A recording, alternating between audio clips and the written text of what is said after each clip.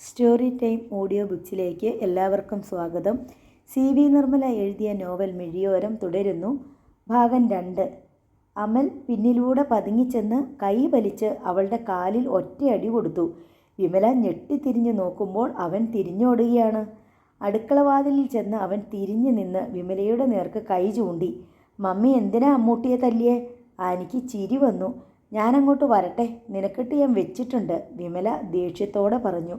വിമലേ, നീ ഇങ്ങനെ കുഞ്ഞുങ്ങളെ അടിക്കരുത്, അവർക്ക് നീയല്ലേ ഉള്ളൂ, ആനി ഉപദേശിച്ചു. തല്ലാതെയും നോവിക്കാതെയും വളർത്തിയിട്ട് എന്താ ചേച്ചി കാര്യം? അവസാനം പെരുവഴിയിൽ ഇറങ്ങേണ്ടി വരുമ്പോൾ നീ ഇങ്ങനെയൊക്കെ ചിന്തിക്കാൻ തുടങ്ങിയാലോ? നിന്റെ കയ്യിലല്ലേ അവരുടെ ജീവിതം. സാജേട്ടൻ പോയതോടെ ഞങ്ങളുടെ ജീവിതം തീർന്നു ചേച്ചി. വിമലയുടെ തൊണ്ടയിടറി. ഈ വീട്ടിൽ നിന്ന് എന്നാ ഇറങ്ങിപ്പോകേണ്ടി വരികയെന്ന് അറിഞ്ഞുകൂടാ.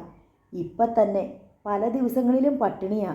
ഞാൻ നുള്ളി പെറുക്കി സൂക്ഷിച്ചു വെച്ചിരുന്നതൊക്കെ തീർന്നു. കുഞ്ഞച്ചനെങ്കിലും ഒന്ന് നേരെയായിരുന്നെങ്കിൽ, ആനി നെടുവീർപ്പിട്ടു. ഇനിയാ നേരെയാവുന്നത്. വീട്ടിലത്തെ ഓരോ സാധനങ്ങൾ പെറുക്കിക്കൊണ്ടുപോയി വിറ്റിട്ടാ ഇപ്പം കള്ളുകുടിയും ചീട്ടുകളി. തേപ്പുപെട്ടി, മേശ, വാച്ച്, ക്ലോക്ക്, സൂട്ട് കേസ്, ഇങ്ങനെ ഓരോന്നോരോന്നായിട്ട് വിറ്റു. സാജേട്ടൻ ബോംബെ കിടന്ന് ഉണ്ണാതെ ഉറങ്ങാതെ കഷ്ടപ്പെട്ടുണ്ടാക്കിയ കാശ് കൊണ്ട് മേടിച്ചതാ. അതൊക്കെ എടുത്തുകൊണ്ട് പോകുന്ന കാണുമ്പോൾ ചങ്കുപൊടിയും. നല്ല കാര്യത്തിനാണെങ്കിൽ വേണ്ടില്ല, എന്നിട്ട് രാത്രിയിൽ എപ്പോഴെങ്കിലും കുടിച്ച് വെളിവില്ലാതെ കയറി വരും. എന്നിട്ട് എന്നെ മക്കളെയും പുളിച്ച തെറി. ഞാൻ കാരണമാണ് സാജേട്ടൻ മരിച്ചെന്നും പറഞ്ഞ്. വിമല കണ്ണുകൾ തുടച്ചു. നീ കരയാതെ, ഇതെവിടെ ചെന്ന് അവസാനിക്കും ചേച്ചി? ഓർത്താൽ പേടിയാകും. എൻ്റെ മക്കളെങ്കിലും എന്നെപ്പോലെ അനാഥ കുഞ്ഞുങ്ങളായിട്ട് ജീവിക്കാൻ ഇടവരുത്തല്ലേ ദൈവമേ എന്നായിരുന്നു എൻ്റെ പ്രാർത്ഥന. എന്നിട്ട് ഇപ്പം കണ്ടില്ലേ? ഞാൻ അച്ചായനോടൊന്ന് പറയാം, കുഞ്ഞച്ചനെ വിളിച്ചൊന്ന് ഉപദേശിക്കാൻ, ആനി ആശ്വസിപ്പിച്ചു. ആര് പറഞ്ഞാലും കേൾക്കില്ല ചേച്ചി. കഞ്ചാവും കള്ളുമില്ലാത്ത നേരമുണ്ടോ? നീ സമാധാനമായിട്ടിരിക്കുക, ഒക്കെ ശരിയാവും. ആനി റോഡിലേക്ക് നോക്കി. ദേ വരുന്നുണ്ട്. കുഞ്ഞച്ചൻ റോഡിലൂടെ ആടിയാടി വരുന്നത് കാണാമായിരുന്നു. പോട്ടെ. വിമല വീടിൻ്റെ പിൻവശത്തെ വാതിലിലൂടെ അകത്തേക്ക് കയറിപ്പോയി. വരാന്തയിൽ കളി തുടങ്ങിയിരുന്ന കുഞ്ഞുങ്ങൾ കുഞ്ഞച്ചനെ കണ്ടതും പേടിച്ച് മുറിക്കുള്ളിൽ കയറി ശബ്ദമടക്കിയിരുന്നു. അകത്ത് കിടന്ന അടുക്കളവാതിലിൽ തല കാട്ടിയിട്ട് കുഞ്ഞച്ചൻ ആക്രോശിച്ചു. ചോറ് വിളമ്പടി. വിമല വേഗം മൊന്തയിൽ വെള്ളമെടുത്ത് വരാന്തയുടെ അരപ്ലേസിൽ വെച്ചു. അവിടെ ഇരുന്നാണ് കുഞ്ഞച്ചൻ ഊണ് കഴിക്കുക. വിമല ചോറും കൂട്ടാനും വിളമ്പിക്കൊടുത്തു. ഒഴിക്കാനൊന്നും ഇല്ലേടി? ഇല്ല. മീനോ? വാങ്ങാൻ കാശില്ലായിരുന്നു. എന്നാൽ പിന്നെ നീ നിൻ്റെ തന്തയ്ക്ക് കൊണ്ടേ കൊട്. കുഞ്ഞച്ചൻ പ്ലേറ്റ് അകത്തേക്ക് വലിച്ചൊരു ഏറ് കൊടുത്തു. പ്ലേറ്റ് ഭിത്തിയിലിടിച്ച് പൊട്ടിയടർന്ന് വീണു. തുമ്പപ്പൂ വിതറിയതുപോലെ ചോറ് മുറിയിലെമ്പാടും ചിതറി. കുഞ്ഞച്ചൻ കൈ കഴുകി വരാന്തയിലൂടെ 4 ചാൽ നടന്നു. അല്പം കഴിഞ്ഞ് അയാൾ മുറിക്കകത്ത് കയറി എന്തോ തിരയാൻ തുടങ്ങി. പൂച്ചയെ കണ്ട എലികളെപ്പോലെ കട്ടിലിൻ്റെ മൂലയ്ക്ക് പതുങ്ങിയിരിക്കുകയായിരുന്ന 3 കുഞ്ഞുങ്ങളും. കുഞ്ഞച്ചൻ അവരെ നോക്കി മുരണ്ടു. ശവങ്ങൾ. അയാൾ കട്ടിലിന് കീഴിലും അലമാരയ്ക്ക് മുകളിലും കിടക്കയ്ക്കടിയിലും തകരപ്പെട്ടിയിലും എന്തോ തെരഞ്ഞു നടന്നു. അലമാരിയിലിരുന്ന തുണികളൊക്കെ വാരി വലിച്ചെറിഞ്ഞു. എവിടെ വെച്ചിരിക്കുക ആണ്ടി അത്? അയാൾ വിമലയോടായി ആക്രോശിച്ചു. എന്തിൻ്റെ കാര്യം? വിമല വാതിൽക്കൽ മുഖം കാട്ടി. ഒലക്കയുടെ കാര്യം. ആ ടേപ്പ് റെക്കോർഡർ എന്തിയെന്ന്? ഞാനത് മാറ്റി വെച്ചിരിക്കുക. നിൻ്റെ അപ്പൻ്റെ വകയാണോടി മാറ്റി വയ്ക്കാൻ? ചെറ്റേ. മോൾക്ക് വേണ്ടിയിട്ട് സാജേട്ടൻ എടുത്തോണ്ട് വാടി പുല്ലേ, ഇല്ലെങ്കിൽ ഞാൻ ഇവിടം അടിച്ചു പൊളിക്കും. അവിടെ അമ്മയുടെ സാജേട്ടൻ. കുഞ്ഞച്ചായൻ, ഈ കുഞ്ഞുങ്ങൾ കേൾക്കെ ഇങ്ങനെ ചീത്ത വാക്കുകൾ പറയരുത്. അവരിത് കേട്ടല്ലേ പഠിക്കുന്നേ? പഠിക്കട്ടടി. 4 തെറി പഠിക്കുന്നത് നല്ലതാ. തെണ്ടാനിറങ്ങുന്ന കാലത്ത് ഉപകരിക്കും. ഭിത്തി അലമാരയ്ക്ക് മുകളിൽ തൂക്കിയിട്ടിരുന്ന തോൾബാഗിനുള്ളിലായിരുന്നു ടേപ്പ് റെക്കോർഡർ. കുഞ്ഞച്ചൻ അത് തപ്പിത്തെറിഞ്ഞ് കണ്ടുപിടിച്ചു. അത് കയ്യിലെടുത്തിട്ട് അയാൾ വിജയഭാവത്തിൽ വിമലയെ നോക്കി. തെണ്ടിച്ചി, ഒളിച്ചു വെച്ചിരിക്കുന്നോ? അത് കൊണ്ടുപോകരുത്. മോൾക്ക് വേണ്ടിയിട്ട് സാജേട്ടൻ. പശുവും ചത്തു, മോരിലെ പുളിയും പോയടി. അത് വിൽക്കാൻ ഞാൻ സമ്മതിക്കില്ല. വിമല തടയാൻ ചെന്നു. ആർക്ക് വേണോടി നിൻ്റെ സമ്മതം? മാറ്, ചെകിട് ഞാൻ അടിച്ചു പൊളിക്കും. അയാൾ കയ്യോങ്ങി. മമ്മി, അമ്മു ഭയന്ന് വിളിച്ചു. വിമലയെ ഉഗ്രമായി ഒന്ന് നോക്കി മൂളിയിട്ട് കുഞ്ഞച്ചൻ ടേപ്പ് റെക്കോർഡറുമായി ഇറങ്ങി നടന്നു. വിമല നിറകണ്ണുകളോടെ അങ്ങനെ തന്നെ നിന്നു. കഴിഞ്ഞ വർഷം സാജൻ അത് വീട്ടിൽ കൊണ്ടുവന്നത് വിമല ഓർത്തു. മോളുടെ അപ്പോഴത്തെ ഒരു സന്തോഷം കാണേണ്ടതായിരുന്നു. രാത്രി വളരെ വൈകും വരെ മോൾ പപ്പയുടെ മടിയിലിരുന്ന് പാട്ട് കേൾക്കുകയായിരുന്നു. അമ്മു കട്ടിലിൽ നിന്നും ഇറങ്ങി വിമലയുടെ അടുത്ത് ചെന്നു. നമുക്കത് വേണ്ട മമ്മി, പോട്ടെ. വിമല ഒരേങ്ങലോടെ അവളെ തന്നോട് ചേർത്ത് പിടിച്ചു. പുല്ലും കളകളും നിറഞ്ഞ സിമിത്തേരിയിലൂടെ വിമല അമലിൻ്റെ കൈപിടിച്ച് നീങ്ങി. പള്ളിയിൽ കുർബാനയിൽ പങ്കെടുത്തുകൊണ്ടിരിക്കുമ്പോൾ മയങ്ങിപ്പോയ കുഞ്ഞുവാവ അവളുടെ തോളത്ത് വാടിയ തണ്ടുപോലെ കിടപ്പുണ്ട്. സാജൻ്റെ കുഴിമാടത്തിന് മുമ്പിൽ അവർ നിന്നു. മൺകൂന തൂർന്നു പോയിരുന്നു. അതിന്മേൽ അവിടവിടെ പുല്ലുകൾ വളർന്നു തുടങ്ങിയിരുന്നു. അമ്മു നെഞ്ചോട് ചേർത്ത് പിടിച്ചുകൊണ്ട് വന്ന പൂക്കൾ കുഴിമാടത്തിന് മീതെ വെച്ചു. കഴിഞ്ഞ ഞായറാഴ്ച വെച്ച പൂക്കൾ വാടി കരിഞ്ഞു കിടന്നിരുന്നു. മമ്മി കണ്ണുകൾ അടിച്ചു പിടിച്ചിരിക്കുന്നതും ചുണ്ടുകൾ അനങ്ങുന്നതും കണ്ട് അമ്മുവും മിഴികൾ പൂട്ടി. മമ്മി പപ്പായ്ക്ക് വേണ്ടി പ്രാർത്ഥിക്കുകയാണെന്ന് അവൾക്കറിയാം. അവൾക്കും ഒരു പ്രാർത്ഥന പറഞ്ഞു കൊടുത്തിട്ടുണ്ട്. ഈശോയെ, പപ്പായുടെ ആത്മാവിന് കൂട്ടായിരിക്കണേ, പപ്പയെ സ്വർഗത്തിൽ കൊണ്ടുപോകണമേ. അമ്മുവും ചുണ്ടുകൾ അനക്കി പ്രാർത്ഥിച്ചു കൊണ്ടിരുന്നു. കുഞ്ഞുങ്ങളെയും കൂട്ടി ആ കുഴിമാടത്തിനരികിൽ നിൽക്കുമ്പോൾ വിമലയ്ക്കും ഒരു മനസമാധാനം കിട്ടാറുണ്ടായിരുന്നു. തൻ്റെ പ്രിയപ്പെട്ടവൻ്റെ അരികിലാണ് നിൽക്കുന്നതെന്ന്, അദ്ദേഹം എല്ലാം കാണുകയും കേൾക്കുകയും ചെയ്യുന്നുണ്ടെന്ന്. എന്നാൽ ഇപ്പോൾ കുറേശ്ശെ അത് നഷ്ടമാവുകയാണ്. ഭാവിയുടെ ചക്രവാളം അത്രമേൽ ഇരുണ്ടുപോയിരിക്കുന്നു. 2 മാസം മുമ്പ് സാജൻ്റെ മൃതദേഹവും വഹിച്ചുകൊണ്ടുള്ള വിലാപയാത്ര സിമിത്തേരിയിലേക്ക് കടന്നു വന്നത് അവൾ ഓർത്തു. തന്നെയും മക്കളെയും സംരക്ഷിക്കേണ്ടയാൾ, മക്കളുടെ ഭാവി കരുപിടിപ്പിക്കേണ്ടയാൾ, സങ്കടങ്ങളിൽ നിന്നും യാതനകളിൽ നിന്നും തങ്ങളെ കാത്തു പാരിക്കേണ്ടയാൾ.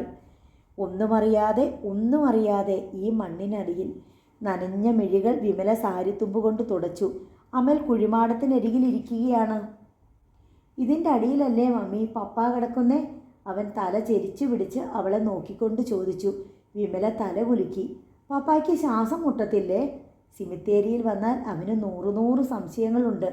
നമ്മൾ വിളിച്ചാൽ പപ്പയ്ക്ക് കേൾക്കാമോ? ഇനി എന്നാണ് പപ്പ എഴുന്നേറ്റ് പുറത്തു വരുന്നത്? പപ്പായെ എന്തിനാണ് മണ്ണിനടിയിൽ കുഴിച്ചിട്ടത്? അവനോട് ഉത്തരം പറയാൻ നിന്നാൽ വിഷമിച്ചു പോവുകയേ ഉള്ളൂ.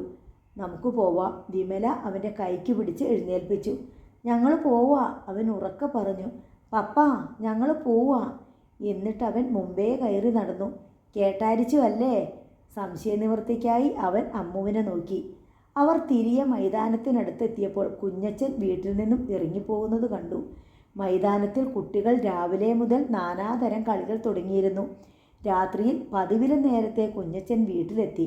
കൂടെ 4-5 പുരുഷന്മാരുമുണ്ട്. എന്തിനുള്ള പുറപ്പാടാണിതെന്ന് വിമല അമ്പരന്നു.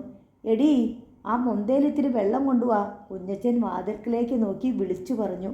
വരാന്തയോട് ചേർന്ന് വീടിൻ്റെ വലതുഭാഗത്താണ് കുഞ്ഞച്ചൻ്റെ കിടപ്പറ. വിമല വെള്ളവുമായി വന്നത് കണ്ടപ്പോൾ കുഞ്ഞച്ചൻ ഒരു കൂടിനുള്ളിൽ നിന്നും മദ്യക്കുപ്പി എടുത്ത് അടപ്പ് തുറക്കുന്നതാണ്. മറ്റുള്ളവർ കട്ടിലിരിക്കുകയാണ്. ഒരാൾ ചീട്ടിൻ്റെ കൂടുകൾ പൊട്ടിച്ച് ചീട്ടുകുത്തുകൾ പുറത്തെടുത്ത് കശക്കുന്നു. 5-6 ഗ്ലാസും കൂടി കൊണ്ടുവാടി. മദ്യപാനവും ചീട്ടുകളിയും വീട്ടിലേക്ക് മാറ്റിയിരിക്കുന്നു. വിമല എന്തു ചെയ്യണമെന്നറിയാതെ അടുക്കളയിൽ ചെന്ന് നിന്നു. എടി ചൂലേ! അട്ടഹാസം. വിമല ഗ്ലാസുകളുമായി മുറിയിൽ ചെന്നു. ഗ്ലാസുകൾ സ്റ്റൂളിന്മേൽ വെച്ചിട്ട് കട്ടിലിൽ പടിയിൽ ചാരി നിന്നു. പുരുഷന്മാരിൽ ചിലർ അവളുടെ ശരീരത്തിലൂടെ കണ്ണോടിച്ചു. അവരിൽ പലരെയും അവൾക്ക് മുഖപരിചയം തോന്നി. ഇതൊന്നും ശരിയാവില്ല കുഞ്ഞച്ചായ, വിമല അമർഷത്തോടെ പറഞ്ഞു. ഏതാടി ശരിയാകാത്തേ? കുഞ്ഞച്ചൻ ചാടി എണീറ്റു. കൈതട്ടി ഒരു ഗ്ലാസ് താഴെ വീണുടഞ്ഞു. കണ്ടവരെയൊക്കെ രാത്രിയിൽ വീട്ടിൽ വിളിച്ചു വരുത്തി കള്ളും കുടിയും ചീട്ടുകളി. വിമല തൻ്റെ ഇടം വിടാതെ പറഞ്ഞു. നിന്റെ അപ്പൻ സ്ത്രീധനം തന്നതാണോടി ഈ വീട്? തന്തയില്ലാത്തോളെ കുരയ്ക്കല്ലേ, ചുമ്മാ കുരയ്ക്കല്ലേ കൊടിച്ചിപ്പട്ടി. വഴക്കാണെങ്കിൽ ഞങ്ങളിവിടെ ഇരിക്കുന്നില്ല, പോയേക്കാം. 1-2 പേർ കട്ടിലിൽ നിന്ന് എഴുന്നേറ്റു. അതാ നല്ലത്, വിമല പറഞ്ഞു. മിണ്ടരുത് നീ. പല്ലിറമി കൈ ചൂണ്ടിക്കൊണ്ട് കുഞ്ഞച്ചൻ അവളുടെ നേർക്ക് ചെന്നു. ചവിട്ടി പുറത്താക്കും ഞാൻ. എൻ്റെ വീടാടി ഇത്. ഇവിടെ ഞാൻ ആളുകളെ കൊണ്ടുവരും, കള്ളു കുടിക്കും, ചീട്ട് കളിക്കും, വ്യഭിചരിക്കും. നീ ആരാടി ചോദിക്കാൻ? കുഞ്ഞച്ച, വഴക്ക് വേണ്ട, ഞങ്ങൾ പൊയ്ക്കൊള്ളാം, ഒരാൾ ഭംഗിവാക്കു പറഞ്ഞു. ഇരിയട അവിടെ. കുഞ്ഞച്ചൻ തിരിഞ്ഞു നോക്കി ശാസിച്ചു. ഈ വീട്ടിൽ കഴിയണമെങ്കിൽ ഞാൻ പറയുന്നത് പോലെ നീ നിന്നോളണം. ഇതുമാത്രമല്ല, വേറെ പലതും ചെയ്യേണ്ടി വരും നീ. അതിന് മനസ്സില്ലേ? ഇറങ്ങിപ്പൊയ്ക്കോണം. നിന്റെ ശവങ്ങളെ വിളിച്ചോണ്ട് പെരുവഴിയിൽ ഇറങ്ങി തെണ്ട് പൊയ്ക്കോ എൻ്റെ മുമ്പിൽ നിന്ന്. വിമല ഏങ്ങി കരഞ്ഞുകൊണ്ട് തിരിച്ചു നടന്നു. കുഞ്ഞുങ്ങൾ സംഭീതരായി അവളെ നിൽക്കുന്നുണ്ടായിരുന്നു. കുട്ടികൾ 3 പേരും അകത്തേക്ക് ഓടിക്കയറി വന്ന രീതി കണ്ടപ്പോഴേ വിമലയ്ക്ക് മനസ്സിലായി കുഞ്ഞച്ചൻ വരുന്നുണ്ടെന്ന്. എന്താടി നോക്കുന്നേ? കുഞ്ഞച്ചൻ കണ്ണുരുട്ടി. കൂടെയുള്ള രണ്ടുപേരെയും കൂട്ടി അയാൾ മുറിക്കകത്ത് കയറി. അലമാര തുറക്കുന്നത് കണ്ടപ്പോഴേ വിമലയ്ക്ക് കാര്യം മനസ്സിലായി. ഇനി വില പിടിച്ചതായി അതുമാത്രമേ ഈ വീട്ടിലുള്ളൂ. ബാക്കിയെല്ലാം പെറുക്കി വിറ്റ് കഴിഞ്ഞു. സാരി വാങ്ങാനും കുട്ടികൾക്ക് ഭംഗിയുള്ള ഉടുപ്പുകൾ വാങ്ങാനും ഒക്കെയായി സാജൻ പലപ്പോഴായി തന്ന പണം സ്വരൂപിച്ച് വെച്ച് വാങ്ങിയ അലമാരയാണ്. എന്തെല്ലാം ചെറിയ ആശകൾ അതിനുവേണ്ടി ഉപേക്ഷിച്ചിട്ടുണ്ട്. അതിൻ്റെ കണ്ണാടിക്ക് മുന്നിൽ നിന്നുകൊണ്ടാണ് മോൾ പലപ്പോഴും ഡാൻസിൻ്റെ ചുവട് ചവിട്ടി നോക്കുക. ഇനി ആകെ അതേയുള്ളൂ. അതും കൊണ്ടുപോയി വിൽക്കാനാണോ? വിമല അസഹ്യതയോടെ ചോദിച്ചു. വിറ്റ് കഴിഞ്ഞടി. അതിൻ്റെ കാശ് മേടിച്ച് കള്ളും കുടിച്ചു. എന്നാൽ പിന്നെ ഞങ്ങളെയായിട്ട് ബാക്കി വെക്കണ്ട. വിറ്റ് കള്ളു കുടിച്ചോ. അതും എൻ്റെ മനസ്സിലുണ്ട്. കുഞ്ഞച്ചൻ മുരണ്ടുകൊണ്ട് അലമാരയിലുണ്ടായിരുന്ന തുണിത്തരങ്ങളും മറ്റ് സാധനങ്ങളും എല്ലാം വലിച്ചു വാരി തറയിലിട്ടു. ഈ പഴന്തുണി വയ്ക്കാൻ ഇത്രയും വില പിടിച്ച അലമാരയൊന്നും വേണ്ട. നീളത്തിലൊരഴ കെട്ടി തൂക്കിയിട്ടാൽ മതി. വണ്ടിയിലോട്ട് എടുത്ത് കയറ്റടാ. കൂടെ വന്നവരോട് കുഞ്ഞച്ചൻ ആജ്ഞാപിച്ചു. അവർ രണ്ടുപേരും കുഞ്ഞച്ചനും ചേർന്ന് അലമാര പൊക്കിയെടുത്ത് കൊണ്ടുപോയി ഉന്തുവണ്ടിയിൽ കയറ്റി. അത് വണ്ടിയിൽ വെച്ച് കെട്ടാൻ കയർ കാണാഞ്ഞ് മുറിയിൽ അഴ കെട്ടിയിരുന്ന ഒരു പ്ലാസ്റ്റിക് കയർ അയാൾ അഴിച്ചെടുത്ത് കൊണ്ടുപോയി. അതിൽ കിടന്നിരുന്ന വസ്ത്രങ്ങൾ താഴെ വലിച്ചെറിഞ്ഞു. ഉന്തുവണ്ടി പോയി കഴിഞ്ഞപ്പോൾ ആനി വീട്ടിലേക്ക് കയറി വന്നു. അലമാര എവിടെ കൊണ്ടുപോയതാ വിമലെ? വിൽക്കാൻ. കഷ്ടം. ചുളുവിലയ്ക്ക് ഓരോ സാധനങ്ങൾ വിൽക്കുന്നതെന്ന് ആൾക്കാർ പറയുന്നുണ്ട്. 100 200 രൂപയ്ക്കൊക്കെ. വില എത്രയായാൽ എന്താ ചേച്ചി? കൂടുതൽ കിട്ടിയാലും കുറച്ച് കിട്ടിയാലും ആർക്കാ ഗുണം? അതിന് കുറച്ച് രൂപയൊക്കെ നീ ചോദിച്ചു വാങ്ങണം. ചോദിച്ചാൽ കിട്ടും തെറി. എന്നിട്ട് ഞാൻ വെച്ച് വിളമ്പി കൊടുക്കണം. കറി ഇഷ്ടപ്പെട്ടില്ലെങ്കിൽ മുഖത്തേക്ക് വലിച്ചെറിയും പ്ലേറ്റ് അടക്കം. അതിന് ഞാൻ വല്ലയിടത്തുനിന്നും എന്നെയും എരന്നു കൊണ്ടുവരണം. ഇനി ഈ മിന്നുമാല മാത്രമേ പറിച്ച് വിൽക്കാനുള്ളൂ. ബാക്കി എല്ലാം വിറ്റും മുടിച്ചു. ഈ വീട്ടിലൊരു മണി അരിയില്ല, പഞ്ചസാരയില്ല, ചായപ്പൊടിയില്ല. കുഞ്ഞുങ്ങൾ വിശന്ന് തളർന്നിരിക്കുക. അവർക്ക് എന്നോട് പരാതി പറഞ്ഞ് കഴിയാം. ഞാൻ ആരോട് പറയും? ചോദിക്കാനും പറയാനും ആരോരുമില്ലാത്തവളായി പോയില്ലേ? നീ എന്തി എന്നോട് ചോദിക്കാഞ്ഞു വിമലേ? അരിയോ മാവുപൊടിയോ എന്ത് വേണേൽ തരായിരുന്നല്ലോ. കുഞ്ഞുങ്ങളെ പട്ടിണിക്കിട്ടിരിക്കുക. കഷ്ടം. ആനി മൂക്കത്ത് വിരൽ വെച്ചു. എന്ത് കഷ്ടം? വിശന്നിരിക്കട്ടെ. പട്ടിണി കിടന്ന് ചാവാനായിരിക്കും അതുങ്ങളുടെ വിധി. കടുത്ത നൈരാശ്യവും ജീവിതത്തോടുള്ള മടുപ്പും അവളുടെ സ്വരത്തിലും ഭാവത്തിലും പ്രകടമായിരുന്നു. 3 സ്വർണ്ണവളകൾ ഉണ്ടായിരുന്നു വിമലയ്ക്ക്. ഓരോ തവണയായി സാജൻ വാങ്ങിക്കൊടുത്തത്. അതൊന്നും വേണ്ടായിരുന്നല്ലോ സാജേട്ടാ. വേറെ എന്തൊക്കെ അത്യാവശ്യങ്ങളുണ്ടായിരുന്നു നമുക്ക് എന്ന് പറയുമ്പോൾ സാജൻ പറയും, എൻ്റെ തങ്കത്തിൻ്റെ കയ്യിൽ കിടന്നോട്ടെ. പൊന്നുകൊണ്ടും സ്നേഹം കൊണ്ടും നിന്നെ മൂടാൻ ആഗ്രഹിക്കുന്ന ഒരു മനസ്സ് മാത്രമേ ഉള്ളൂ എനിക്ക്. കഴിഞ്ഞ 6 മാസത്തിനുള്ളിൽ വളകൾ ഓരോന്നായി ഊരി ജോൺ സാറിനെ കൊണ്ട് പണയം വെപ്പിച്ച് കഴിഞ്ഞിരിക്കുന്നു. കുഞ്ഞുങ്ങൾക്ക് പാല് വാങ്ങണം, ആഹാരം വേണം. അമ്മ സ്കൂളിൽ പോകുന്നുണ്ട്, അവൻ നഴ്സറിയിലും. ഉച്ചയാകുമ്പോൾ 2 പേരും തിരിച്ചെത്തുന്നു. ഇന്ന് പട്ടിണിയായതിനാൽ 2 പേരെയും വിട്ടില്ല.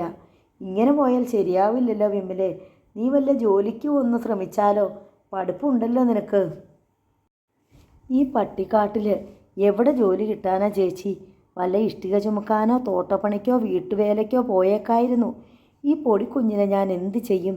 എൻ്റെ 3 കുഞ്ഞുങ്ങളെ ആ ചെകുത്താൻ്റെ അടുത്ത് എങ്ങനെ വിശ്വസിച്ചേൽപ്പിക്കും? കൈപ്പാങ്ങയെ കിട്ടിയാൽ അമ്മുവിൻ്റെയോ അമലിൻ്റെയോ തലയ്ക്കൊരു തോണ്ടെങ്കിലും വെച്ച് കൊടുക്കാറുണ്ട് ഇപ്പോഴും. തന്തയെ കൊല്ലിക്കാനുണ്ടായ സന്തതികളെ എന്നാണ് പ്രാക്ക്. ആനി അനുകമ്പയോടെ അവരെ നോക്കി നിന്നു. ചേച്ചി കാണുന്നതല്ലേ, എന്നും കള്ളുകൂടിയും ചീട്ടുകളിയുമായി വീട്ടിൽ. അവറ്റകളുടെ എല്ലാം വായിന്ന് ചീത്തവാക്കിയ വീഴു.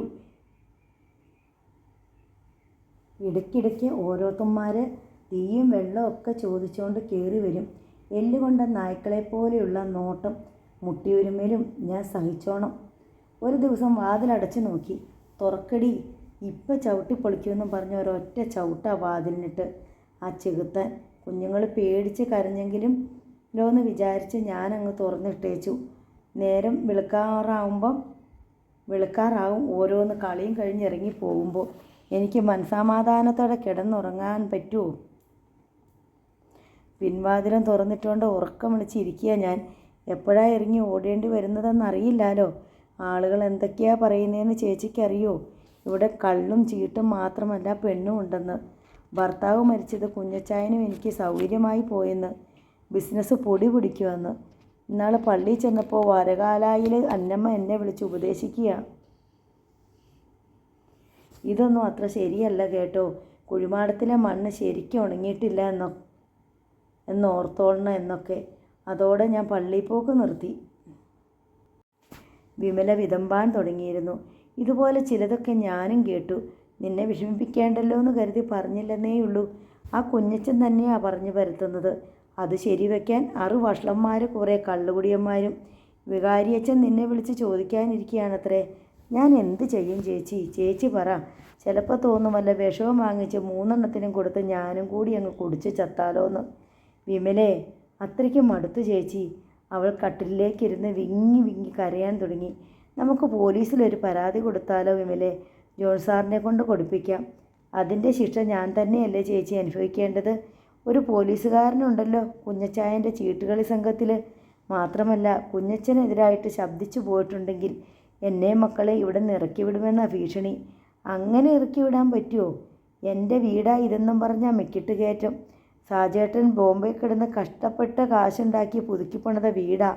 പക്ഷേ ഈ വീടിരിക്കുന്ന സ്ഥലം കുഞ്ഞച്ചായൻ്റെ പേരിലായി പോയില്ലേ? വിമല കാൽമുട്ടിൽ നെറ്റി താങ്ങിയിരുന്നു. ഭംഗിയുള്ള ഒരു കൊച്ചു വീട് സാജേട്ടൻ്റെ വലിയൊരു സ്വപ്നമായിരുന്നുവെന്ന് അവൾ ഓർത്തു.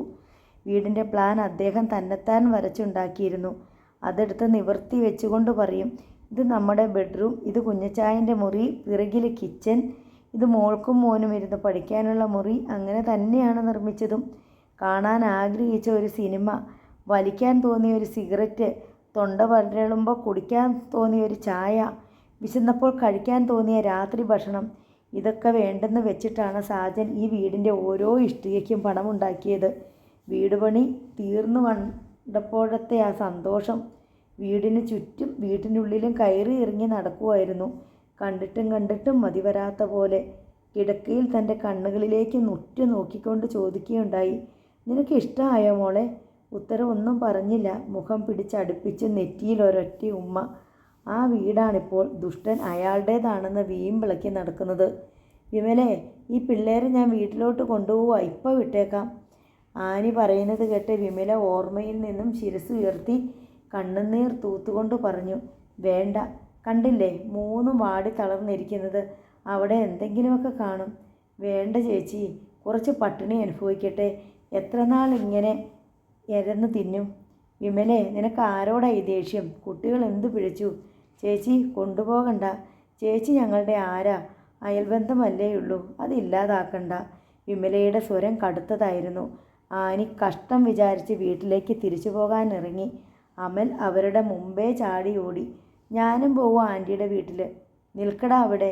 വിമല ഒച്ചയെടുത്തു. നിന്നോടാ പറഞ്ഞത് നിൽക്കാൻ. ഞാൻ പോവാ. അവൻ തിരിഞ്ഞു നോക്കി. വിമല ദേഷ്യത്തിൽ ഇറങ്ങിച്ചെല്ലുന്നത് കണ്ട് ആനിയുടെ വീട്ടിലേക്ക് ഒറ്റ ഓട്ടം വെച്ചു കൊടുത്തു. ചെല്ല്, തെണ്ടി തിന്നാനാ നിൻ്റെയൊക്കെ വിധി. കുഞ്ഞുങ്ങളെ പ്രാകല്ലേ വിമലേ. മതിലിനരികിൽ തിരിഞ്ഞു നിന്ന് ആനി ശാസിച്ചു. കുറേ കഴിഞ്ഞ് ആനി കുറച്ച് അരിയും മൈദയുമായി തിരിച്ചു വന്നു. കൂടെ അമ്മലും ഉണ്ട്. അവൻ്റെ വയർ നിറഞ്ഞിരിക്കുന്നു. സന്തോഷവാനാണവൻ. വേഗം കുട്ടികൾക്ക് വല്ലതും ഉണ്ടാക്കി കൊടുക്ക്. ചേച്ചി എത്ര നാൾ ഇങ്ങനെ ദാനം തരും? എനിക്ക് മനസാക്ഷിയുള്ളിടത്തോളം കാലം, ആനി പറഞ്ഞു. രാത്രിയിൽ പതിവ് പോലെ കുഞ്ഞച്ചനോടൊപ്പം ചീട്ടുകളി സംഘം എത്തി. ഗ്ലാസുകളിൽ മദ്യം പകർന്നിട്ട് കുഞ്ഞച്ചൻ വിമലയെ വിളിച്ചു. വെള്ളമൊഴിക്കടി ഗ്ലാസ്സിലെല്ലാം, അയാൾ ആജ്ഞാപിച്ചു. വിമലയ്ക്ക് അനുസരിക്കുകയേ നിർവാഹമുണ്ടായിരുന്നുള്ളൂ. ചെന്ന് 3-4 പ്ലേറ്റ് എടുത്തുകൊണ്ട് വാ. വിമല പ്ലേറ്റുകൾ കൊണ്ടുവന്ന് വെച്ചു. ആ പൊതികൾ അഴിച്ച് ഓരോന്ന് വിളമ്പടി. പ്ലാസ്റ്റിക് കൂടുകളിൽ നിന്നും ആവി പറക്കുന്ന ചിക്കനും പൊറോട്ടയും അവൾ പല പ്ലേറ്റുകളിൽ വിളമ്പിക്കൊണ്ടിരുന്നു. നല്ല സാരി, ഒരാൾ അവളുടെ വയറിന് മീതെ വിരലോടിച്ചുകൊണ്ട് പറഞ്ഞു. വിമല സ്പൂണും പ്ലേറ്റും താഴെയിട്ടു. എന്നിട്ട് അയാളെ ഉഗ്രമായി ഒന്ന് നോക്കി. പിന്നെ ഒരു നിമിഷം നിൽക്കാതെ തൻ്റെ മുറിയിലേക്ക് തിരിഞ്ഞു നടന്നു. ഞാൻ തൊട്ടത് അവൾക്ക് ഇഷ്ടപ്പെട്ടില്ല, കരുണൻ എന്ന പോലീസുകാരൻ പറഞ്ഞു. കുറേ കഴിഞ്ഞ് കരുണൻ എഴുന്നേറ്റ് വിമലയുടെ മുറിയിലേക്ക് ചെന്നു. ആ തീപ്പെട്ടി ഇങ്ങെടുത്തേ. വിമല വെറുപ്പോടെ തീപ്പെട്ടി എടുത്ത് നീട്ടി. തീപ്പെട്ടി നീട്ടിയ കയ്യിൽ അയാൾ കടന്നു പിടിച്ചു. കയ്യേന്ന് വിട്, അവൾ ശോഭ ഒതുക്കി പറഞ്ഞു. എന്താ പൊള്ളുന്നുണ്ടോ? കയ്യേന്ന് വിടാൻ. അയാൾ അവളെ ദേഹത്തേക്ക് വലിച്ചടുപ്പിച്ചു. വിമല അയാളെ തള്ളി മാറ്റി. തൊട്ടുപോകരുത് തന്നെ, അയാൾ കിതച്ചുകൊണ്ട് ചീറി. തൊട്ടാൽ നീ എന്തു ചെയ്യുമടി? കുഞ്ഞച്ചൻ മുറിയിലേക്ക് കയറി വന്നു. എന്തു ചെയ്യുമെന്ന്? ഞാനൊന്ന് തൊടാൻ പോകുക, കാണട്ടെ. കുഞ്ഞച്ചൻ അവളുടെ കഴുത്തിന് കുത്തിപ്പിടിച്ച് ഭിത്തിയുടെ നേർക്ക് തള്ളിക്കൊണ്ടുപോയി. വിമല ഒന്ന് നിലവിളിച്ചു. ഉറങ്ങിക്കിടന്ന കുഞ്ഞുങ്ങളെല്ലാം ഞെട്ടി ഉണർന്നു. അവർ നോക്കുമ്പോൾ കുഞ്ഞച്ചൻ വിമലയെ ഭിത്തിയോട് ചേർത്ത് നിർത്തി കഴുത്ത് ഞെരിക്കുകയാണ്. കുട്ടികൾ വാവിട്ട് കരയാൻ തുടങ്ങി. കരണം ചെന്ന് വാതിലടച്ചു. ഒറ്റ എണ്ണം മിണ്ടിപ്പോകരുത്, കൊന്നുകളയും ഞാൻ. കുഞ്ഞുങ്ങളുടെ നേർക്ക് കണ്ണുരുട്ടിക്കൊണ്ട് കുഞ്ഞച്ചൻ അമറി. അയാൾ വിമലയെ കാലുകൊണ്ട് തട്ടി താഴെ വീഴ്ത്തി. ശ്വാസം കിട്ടിയതും വിമല ഉറക്കെ നിലവിളിച്ചു. അത് കേട്ട് കുട്ടികളും പേടിച്ചലറി കരയാൻ തുടങ്ങി. കുഞ്ഞച്ചൻ വിമലയുടെ വായ പൊത്തി. അമൽ കട്ടിൽ നിന്നും ചാടി ഇറങ്ങി വന്നു. കുഞ്ഞച്ചൻ്റെ മുഖത്തടിക്കുകയും മാന്തുകയും ചെയ്തു. പിന്നെ വിമലയുടെ വായ പൊത്തിയിരുന്ന കയ്യിൽ അമർത്തി കടിച്ചു. കുഞ്ഞച്ചൻ ശക്തിയായി കൈ കുടഞ്ഞുവെങ്കിലും കടിച്ച് തൂങ്ങിക്കിടക്കുന്ന പാമ്പിനെ പോലെ അവൻ പിടിവിടാതെ കിടന്നു. അയാളുടെ കൈത്തണ്ടയിൽ അവൻ്റെ പല്ലുകൾ ആഴ്ന്നിറങ്ങി. കുഞ്ഞച്ചൻ അവനെ പിടിച്ച് ചുമരിൻ്റെ നേർക്ക് തള്ളി. വിമല അലറിക്കരഞ്ഞുകൊണ്ട് പിടഞ്ഞെണീറ്റ് ചെന്ന് കുഞ്ഞിനെ വാരിയെടുത്തു. എൻ്റെ മോനെ തൊട്ടാലുണ്ടല്ലോ, കൊല്ലും ഞാൻ. അവൾ മുറിവേറ്റ സിംഹിയെപ്പോലെ കാണപ്പെട്ടു. വിമലേ, വിമലേ, അമ്മക്കുട്ടി! മുറ്റത്ത് നിന്ന് ആനിയുടെയും ജോൺ സാറിൻ്റെയും വിളി കേട്ടു. നിലവിളി കേട്ട് ഓടി വന്നതായിരുന്നു അവർ. കുഞ്ഞച്ചൻ ചോരയൊഴുകുന്ന കൈത്തണ്ടയിലേക്കും അമലിൻ്റെ നേർക്കും നോക്കി പല്ലിറങ്ങി. കട്ടിലിൻ്റെ മൂലക്കിടിച്ച് അവൻ്റെ നെറ്റിയിൽ നിന്ന് ചോരയൊലിക്കുന്നുണ്ടായിരുന്നു. അവൻ ശക്തനായ ഒരു പ്രതിയോഗിയെപ്പോലെ കുഞ്ഞച്ചനെ നോക്കി കിതച്ചു. വിമലേ! ആനി കതകിൽ തട്ടി വിളിച്ചു. കുഞ്ഞച്ചന് കൂസലൊന്നുമില്ലായിരുന്നു. കരുണൻ പരിങ്ങി. വിമല ചെന്ന് വാതിൽ തുറന്നു. മുറിയിൽ എന്താണ് നടന്നുകൊണ്ടിരുന്നതെന്ന് ആനിക്ക് ഒറ്റ നോട്ടത്തിൽ തന്നെ മനസ്സിലായി. എന്താ കുഞ്ഞച്ചാ ഇവിടെ ഒരു ബഹളം? നിലവിളി കേട്ട് ഓടി വന്നതാണല്ലോ ഞങ്ങൾ. എന്താ ഇതൊക്കെ? എൻ്റെ വീട്ടിൽ പലതും നടക്കും, നിങ്ങളാരാ അന്വേഷിക്കാൻ? കുഞ്ഞച്ചൻ അട്ടഹസിച്ചു. കരുണൻ മെല്ലെ പുറത്തേക്ക് വലിഞ്ഞു. കുഞ്ഞച്ചൻ്റെ കൂട്ടുകാർ ഓരോരുത്തരായി മുറിക്കുള്ളിൽ നിന്നും പുറത്തിറങ്ങി റോഡിലേക്ക് നീങ്ങി. കുഞ്ഞച്ചൻ കൂട്ടിലിട്ട വിരികിനെ പോലെ വരാന്തയിലൂടെ നടന്നു. ജോൺ സാർ മുറ്റത്ത് നിൽപ്പുണ്ടായിരുന്നു. കുഞ്ഞച്ചാ, ഇതൊക്കെ മോശമാ. ഭർത്താവ് മരിച്ച ഒരു സ്ത്രീയും കുഞ്ഞുങ്ങളുമുള്ള ഒരു വീടല്ലേ ഇത്? അവരോട് ഇത്തിരിയെങ്കിലും മനുഷ്യത്വം കാണിക്ക്. താൻ ആരാടോ എന്നെ ഉപദേശിക്കാൻ? എൻ്റെ വീട്ടിൽ ഞാൻ എൻ്റെ ഇഷ്ടം പോലെ ജീവിക്കും. കുഞ്ഞച്ചൻ ജോൺ സാറിൻ്റെ നേർക്ക് ആക്രോശിച്ചു. ഞങ്ങൾക്ക് രാത്രിയിൽ മനസമാധാനമായിട്ട് കിടന്നുറങ്ങണം. മാനം മര്യാദയ്ക്ക് ഭാര്യ മക്കളുമായിട്ട് ജീവിക്കുന്നവരാ ഞങ്ങൾ. താൻ കൊണ്ടുപോയി കേസ് കൊടു. പോടാ പുല്ലേ. കുഞ്ഞച്ചൻ മുറ്റത്തേക്ക് ഇറങ്ങി. എന്തൊക്കെയോ തെറിവാക്കുകൾ ഉച്ചരിച്ചുകൊണ്ട് റോഡിലേക്ക് കയറി. പിന്നെ ഇരുട്ടിൽ മറഞ്ഞു. കുഞ്ഞച്ചനും സഹായിയും കൂടി കട്ടിലുകൾ എടുത്തുകൊണ്ടുപോയി ഉന്തുവണ്ടിയിൽ വെച്ച് കെട്ടുന്നത് വിമല നിസ്സഹായതയോടെ നോക്കി നിന്നു. വിൽക്കാൻ അതുമാത്രമേ വീട്ടിൽ ബാക്കിയുണ്ടായിരുന്നുള്ളൂ. നീയൊക്കെ തറയെ കിടന്നാൽ മതിയടി. കട്ടിലെടുത്തുകൊണ്ട് പോകുമ്പോൾ കുഞ്ഞച്ചൻ പറഞ്ഞു. വീട് മിക്കവാറും ഒഴിഞ്ഞു കിടന്നു. വീട്ടുപകരണങ്ങളെല്ലാം വിറ്റ് കഴിഞ്ഞു. കുറേ അഴകളും തുണികളും മാത്രം ശേഷിച്ചു. ഉന്തുവണ്ടി പോയി കഴിഞ്ഞപ്പോൾ ആനി മതിലിനരികിലേക്ക് വന്ന് വിളിച്ചു. വിമലേ! വിമല ഇറങ്ങിച്ചെന്നു. കിടക്കണ കട്ടിലും കൂടിയാണോ കൊണ്ടുപോയിരിക്കുന്നത്? വിമല സ്വയം നിന്ദിക്കുന്നത് പോലെ ചിരിച്ചു. ഇനി അയാൾ എന്തെടുത്ത് വിൽക്കും? എന്നെ മക്കളെയും പിടിച്ച് വിൽക്കുമായിരിക്കും. അതിനും മടിക്കുന്നവനല്ല. അമ്മു അവരുടെ സംഭാഷണം ശ്രദ്ധിച്ചുകൊണ്ട് മതിലിൽ ചാരി വിരൽ കടിച്ചുകൊണ്ട് നിന്നു. അവളുടെ മുഖം വാടിയിരുന്നു. കണ്ണുകളിലെ പ്രകാശം മങ്ങിയിരുന്നു. എങ്ങനെയിരുന്ന കുഞ്ഞുങ്ങളാ, കോലം കെട്ടുപോയില്ലേ? ആനി പരിതപിച്ചു. അമ്മൂട്ടിയേ! മുറ്റത്തു നിന്ന് അമൽ ഉറക്കെ വിളിക്കുന്നത് കേട്ടു. അമ്മൂട്ടി! എടി, നിന്നെയല്ലേ വിളിക്കുന്നത്, അങ്ങോട്ടൊന്ന് ചെന്നേ. വിമല അമ്മുവിനോട് പറഞ്ഞു. കളിക്കാനായിരിക്കും, എന്നെക്കൊണ്ട് വയ്യ. എനിക്ക് വല്ലയിടത്തും കിടന്ന് ഉറങ്ങാൻ തോന്നുക. അമ്മു ക്ഷീണത്തോടെ പറഞ്ഞു. ആ വീട്ടിൽ അടുപ്പ് പുകഞ്ഞിട്ടില്ലെന്നും കുട്ടികൾ പട്ടിണിയിരിക്കുകയാണെന്നും ആനി ഊഹിച്ചു. പക്ഷെ അതേക്കുറിച്ച് ചോദിച്ചില്ല. ചോദിച്ചാൽ എന്തെങ്കിലും കൊടുത്ത് സഹായിക്കേണ്ടി വരും. എത്ര നാളെന്ന് വെച്ചാണ് സഹായിക്കുക? അമ്മൂട്ടിയേ! എടി മയ്യേ! അമലിൻ്റെ കലിപൂണ്ട വിളി. വിമലയുടെ മുഖം വിളറിപ്പോയി. അവൾ തിടുക്കത്തിൽ മുൻവശത്തേക്ക് ചെന്നു. അബദ്ധം പിണഞ്ഞ പോലെ തലകുനിച്ച് നിൽക്കുകയാണ് അമൽ. ചെറിയൊരു കള്ളനോട്ടവുമുണ്ട്. വിമല നിഷ്കരണം അവൻ്റെ ചെകിട്ടത്തൊന്ന് കൊടുത്തു. അവൻ ഞെട്ടിക്കരഞ്ഞു. എന്താടാ നീ വിളിച്ചേ? വിമല വീണ്ടും കയ്യോങ്ങി വലത്തെ ചെകിട്ടത്തും ഒന്ന് കൊടുത്തു. ഇല്ല ഇല്ല. കവിൾ പൊത്തി നിലവിളിച്ചുകൊണ്ട് അവൻ പിന്നോക്കം നീങ്ങി. ഇനി വിളിക്കുമോ നീ? വലത്തെ കവിളിൽ ഒരടി കൂടി. ഇനി വിളിക്കുമോ? ഇന്നലെ നിന്നോട് പറഞ്ഞതല്ലേ അല്ലേ? ഇല്ല മമ്മി, ഇല്ല. തല്ലല്ലേ, എന്നെ തല്ലല്ലേ. അവൻ കരഞ്ഞുകൊണ്ട് നിലത്തേക്കിരുന്നു. വിമലയെ നിർത്താൻ. ആനി വേഗം അവിടേക്ക് വന്നു. നിനക്കെന്താ ഭ്രാന്ത് പിടിച്ചോ വിമലെ? കുഞ്ഞിൻ്റെ ചെകിട്ടത്താണ് അടിക്കുന്നത്. കുഞ്ഞ് വിമല കിതച്ചു. അവൻ്റെ വായിൽ നിന്ന് വീണ വാക്ക് ചേച്ചി കേട്ടോ? അതിന് മോനിട്ടല്ല അടിക്കേണ്ടത്. ആ കുഞ്ഞച്ചൻ്റെ ചെകിട്ടത്തൊന്ന് കൊടുക്ക്. അയാൾ വിളിക്കുന്ന കേട്ട് പഠിച്ചതല്ലേ അവൻ. ആനി അമലിനെ വാരിയെടുത്തു. അവൻ്റെ കവിൾ പൊട്ടി കടവായിലൂടെ ചോരയൂറി വരുന്നുണ്ടായിരുന്നു. കണ്ടില്ലേ? ആനി ചോര വിരലുകൾ കൊണ്ട് തൊട്ടെടുത്തു. ഇങ്ങനെയാണെങ്കിൽ നീ പിള്ളേരെ കുറേ വളർത്തുമല്ലോ വിമലെ. ആര് വളർത്തുന്നു? വിമല കോപാകുലയായി വീട്ടിനുള്ളിലേക്ക് കയറിപ്പോയി. മോൻ കരയണ്ടാട്ടോ, നമുക്ക് ആൻറ്റിയുടെ വീട്ടിൽ പോവാം. ആനി അമലിനെ ആശ്വസിപ്പിച്ചുകൊണ്ട് തൻ്റെ വീട്ടിലേക്ക് പോയി. അമ്മു മുഖം വീർപ്പിച്ചുകൊണ്ട് മുറിയിലേക്ക് കയറി വന്നപ്പോൾ വിമല തൻ്റെ കോപവും സങ്കടവും അവളുടെ മേൽ കുടഞ്ഞിട്ടു. എന്താടി മുഖം കടന്നൽ കുത്തിയ പോലെ? ഒന്നുമല്ല. ഒന്നുമില്ലേ? അമ്മു അമർഷത്തോടെ പറഞ്ഞു. പൊയ്ക്കു എന്നെ കൺവെട്ടെത്തൂന്ന്. അമ്മു പോകാൻ ഭാവിച്ചു. നിൽക്കടി. അവൾ നിന്നു.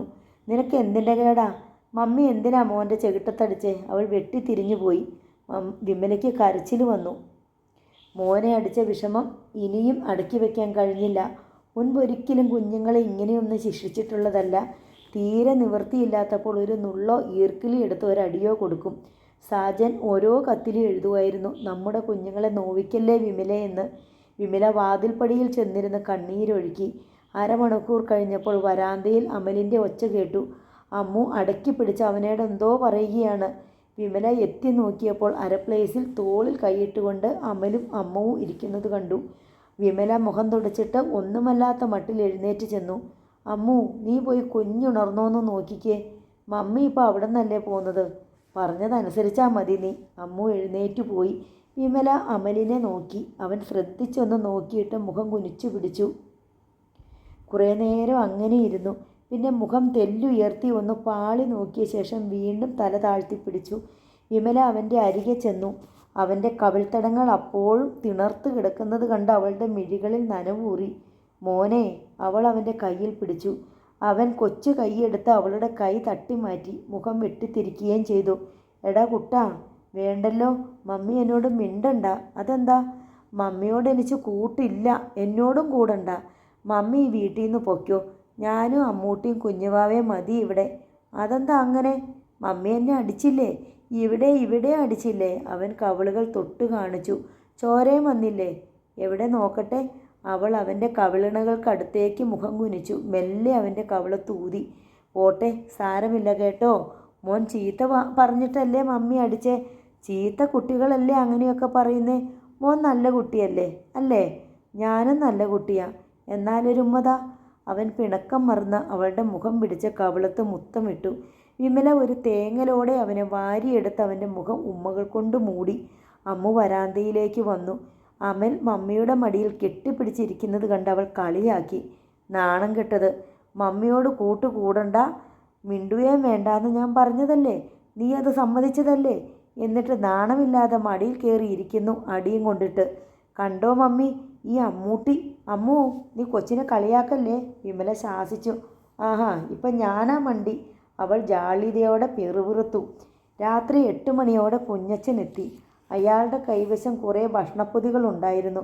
പിന്നെ മദ്യക്കുപ്പിയും. അയാൾ തൻ്റെ മുറിയിൽ കൊണ്ടുപോയി വെച്ച ഭക്ഷണപ്പൊതികൾ അഴിച്ചു. പൊറോട്ടയും കോഴി പൊരിച്ചതും ബ്രെഡ് ഓംലേറ്റും. അതിലൊരു ഭാഗം കൂട്ടുകാരെ സൽക്കരിക്കാനായി അയാൾ മാറ്റിവെച്ചു. ബാക്കി അവിടെ ഇരുന്ന് കഴിച്ചു. അമ്മു അമലും 1-2 ആവർത്തി വരാന്തയിലൂടെ ഒന്ന് കറങ്ങി തിരിഞ്ഞു പോയി. വയറ്റിൽ വിശപ്പ് കത്തിയാളുന്നുണ്ട്. അമ്മു കാലത്ത് മുതൽ പട്ടിണിയാണ്. അമലിന് ആനി കഴിക്കാൻ എന്തോ കൊടുത്തിരുന്നു. എന്നാലിപ്പോൾ അവനും വിശക്കുന്നുണ്ട്. പൊരിച്ച ഇറച്ചിയുടെയും മറ്റും കൊതിയൂറുന്ന ഗന്ധം വായുവിൽ തങ്ങി നിന്നു. അമൽ മൂക്ക് വിടർത്തി അത് ആസ്വദിച്ചു. കുഞ്ഞച്ചൻ ഭക്ഷണം കഴിഞ്ഞ് കൈ കഴുകുന്ന ഒച്ച കേട്ട് അമൽ വരാന്തയിലേക്ക് എത്തി നോക്കി. കുഞ്ഞച്ചൻ മുറ്റത്തേക്കിറങ്ങി ഒരു ബീഡി കൊളുത്തി വലിച്ചുകൊണ്ട് മുറ്റം വഴി നടന്നു. അമൽ തക്കം നോക്കി പമ്മി പതുങ്ങി കുഞ്ഞച്ചൻ്റെ മുറിയിൽ കയറി. ബ്രെഡിൻ്റെ പാക്കറ്റിൽ നിന്ന് കുറേ എണ്ണ എടുത്തുകൊണ്ട് വെളിയിൽ ചാടി. അവൻ അമ്മുവിൻ്റെ സമീപം ചെന്ന് 2 പീസ് കൊടുത്തു. ആരും കാണണ്ട, വേഗം തിന്നോ അമ്മൂട്ടി. ഇതെവിടുന്ന? എനിക്ക് വേണ്ട. തിന്നോ അമ്മൂട്ടി, വിശക്കണില്ലേ? അമൽ ഒരു ബ്രെഡ് കഷ്ണം മുഴുവൻ ആർത്തിയോടെ തൻ്റെ വായിൽ കുത്തി തിരുകി. അമൽ തറയിൽ വിരിച്ച പായിൽ തളർന്നു കിടന്ന കുഞ്ഞുവാവയ്ക്കും ഒരു കഷ്ണം ബ്രെഡ് കൊണ്ടുചെന്ന് കൊടുത്തു. വേണ്ട എന്ന് പറഞ്ഞുവെങ്കിലും വിശപ്പിൻ്റെ പ്രലോഭനത്തെ മറികടക്കാൻ അമ്മുവിന് കഴിഞ്ഞില്ല. ബ്രെഡ് വായിലേക്ക് കൊണ്ടുപോയി ഒന്ന് കടിച്ചതും അവൾ മമ്മിയെ ഓർത്തു. കുഞ്ഞുവാവയുടെ ചീത്തയായ തുണികൾ കഴുകി തോരാനിടുകയായിരുന്നു വിമല. മമ്മി ഇന്നാ. അമ്മു ഒരു പീസ് ബ്രെഡ് അവളുടെ നേർക്ക് നീട്ടി. ഇതെവിടുന്നാ? മോൻ എടുത്തുകൊണ്ട് വന്നതാ. വിമലയ്ക്ക് കാര്യം പിടികിട്ടി. കുട്ടികളെ വഴക്ക് പറയണമെന്ന് ആദ്യം വിചാരിച്ചെങ്കിലും വിശപ്പിൻ്റെ ദൈന്യത ഓർത്ത് ഒന്നും പറഞ്ഞില്ല. കട്ടിലുകൾ വിറ്റ രൂപ മുഴുവൻ പൊടിച്ചിട്ടുണ്ടാവും. മോള് കഴിച്ചോ? മമ്മിക്ക് വിശക്കണില്ലേ? ഇല്ല മോളെ. അവൾ മുറിയിലേക്ക് പോയി. അമൽ ഇതിനകം മുഴുവൻ സാപ്പിട്ട് കഴിഞ്ഞിരുന്നു. കുഞ്ഞുവാവ പായ്മേലിരുന്ന് തിന്നുകയാണ്.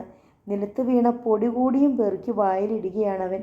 അമ്മു വിമലയുടെ പിറകിലൂടെ ചെന്ന് ഒരു കഷ്ണം റൊട്ടി അവളുടെ ചുണ്ടുകളിൽ അമർത്തി. വിമല വായി തുറന്നുപോയി. അമ്മു അത് അവളുടെ വായിൽ കുത്തി തിരുകി. റൊട്ടിക്ക് ഇത്ര ഹൃദ്യമായ സുഗന്ധമുണ്ടെന്ന് അവൾ മുമ്പൊരിക്കലും അനുഭവിച്ചിട്ടുമില്ല. അമൽ വീണ്ടും കുഞ്ഞച്ചൻ്റെ മുറിയിൽ ചെന്ന് 2 കഷ്ണം കൂടി എടുത്തു. ബീഡിക്കുറ്റി എറിഞ്ഞ് തിരികെ വരാന്തയിലേക്ക് കയറുകയായിരുന്ന കുഞ്ഞച്ചൻ കണ്ടു. നിൽക്കടാ. അമൽ ഞെട്ടി ബ്രെഡ് പിന്നിൽ മറച്ചു പിടിച്ചു. എന്താടാ കയ്യിൽ? കുഞ്ഞച്ചൻ മുരണ്ടുകൊണ്ട് അടുത്തേക്ക് ചെന്നു. അമൽ വാതിൽ കടന്ന് ഒറ്റ ഓട്ടം വെച്ച് കൊടുത്തു. വിമലയുടെ അരികെ അവൻ കിതച്ചുകൊണ്ട് നിന്നു. കുഞ്ഞച്ചൻ മുറിയിൽ കയറി നോക്കിയപ്പോൾ റൊട്ടിപ്പാക്കറ്റിൽ ഏതാനും കഷ്ണങ്ങൾ മാത്രമേ ശേഷിച്ചിട്ടുള്ളൂ. ചവങ്ങളെയെല്ലാം ഞാൻ ഇന്ന് തന്നെ തൊഴിച്ച് പുറത്താക്കും. അയാൾ മുക്കറയിട്ടുകൊണ്ട് അകത്തേക്ക് അമ്മുവും അമലും വിമലയുടെ പിന്നിൽ ഒളിച്ചു കഴിഞ്ഞിരുന്നു.